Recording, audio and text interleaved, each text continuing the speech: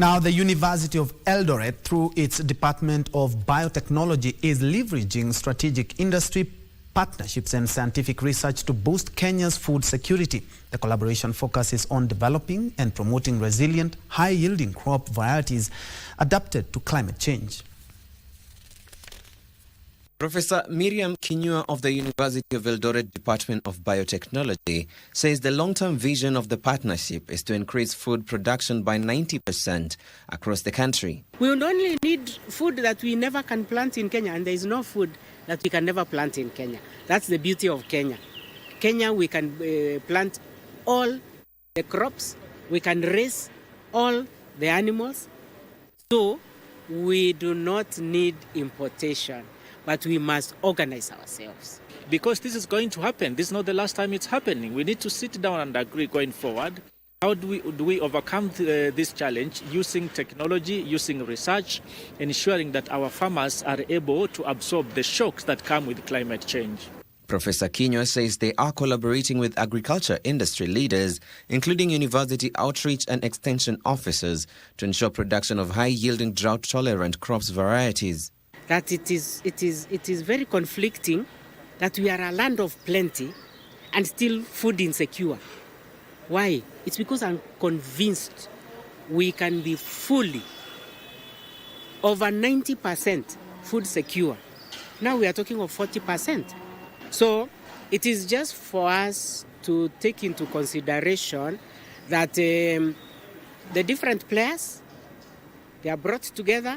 Each one is listened to, and that's why this event that we normally do annually, that we are bringing up in September, is very important. But then we need to go beyond fertilizer. What produces is not just fertilizer, just one aspect. Seed is most important, especially when we have less than optimum rainfall. Seed is extremely important. We need to make use of the research that is coming out of universities, that's coming out of Cairo, so that we can embrace seed that is more resilient to drought, seed that is more resilient to pests and diseases. Academia is producing research and graduates and also contributing to food security. Professor Kinyua says graduates must be ready to turn knowledge into action. Sentiments echoed by the Agribusiness Expert Cereal Growers Association, Julius Nyabicha. Because when you do it yourself, thinking that you know the problem of the farmer, you might be wrong.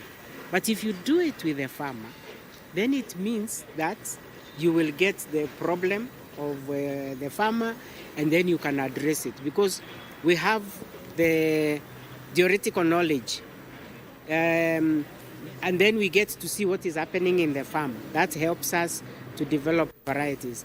The big threat is, of course, less than optimum rainfall, and of course many farms are drying up. We shall receive less than optimum harvest from North Rift, and I know once that happens, then we need to move a step further and see how do we bridge that gap. And the University of Eldoret will host an agribusiness trade fair between the 24th and 26th September this year as part of efforts to champion climate-resilient farming solutions. And that's why this event that we normally do annually, that we are bringing up in September, is very important, because everybody will be there.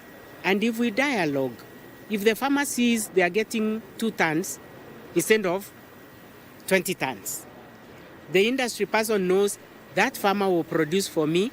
I can prepare my industry.